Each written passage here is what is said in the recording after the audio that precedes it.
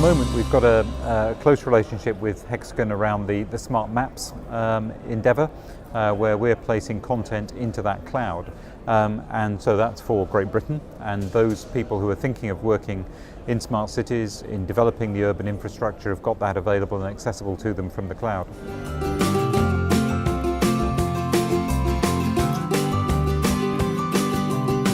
Yeah, we're trying to shortcut steps in the planning and development process.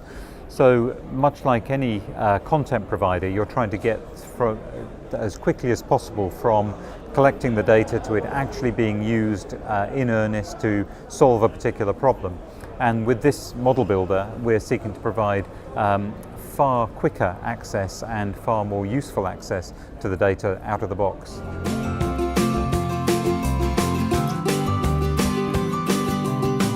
So Atlas is a really interesting project in Great Britain. It's stimulated by Innovate UK, who are a government agency.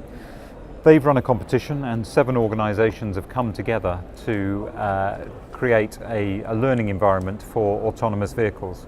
And what we're going to be learning about is what information flows, what are the requirements of autonomous vehicles in an urban environment. So the Borough of Greenwich to the east of London, heavily populated, urbanised environment.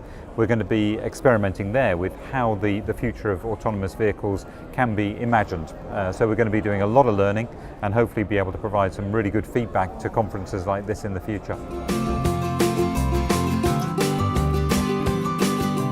An interesting debate which is going on at the moment, and the challenge is that at the moment, not all data is publicly funded, and the public funding in a number of countries is causing quite a lot of distress to the mapping agencies because it's uncertain and it's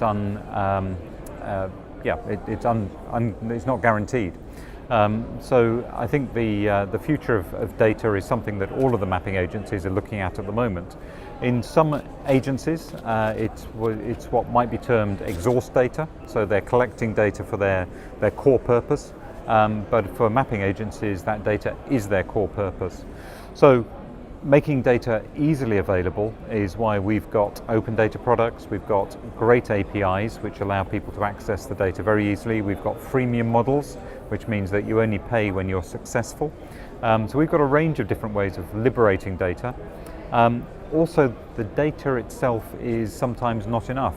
You need to have the right expertise and support. So that's why we've invested in our GeoBuiz hub in London, so that innovators can use data, both free and paid for, under a freemium model, to experiment and to build their ideas into something that works.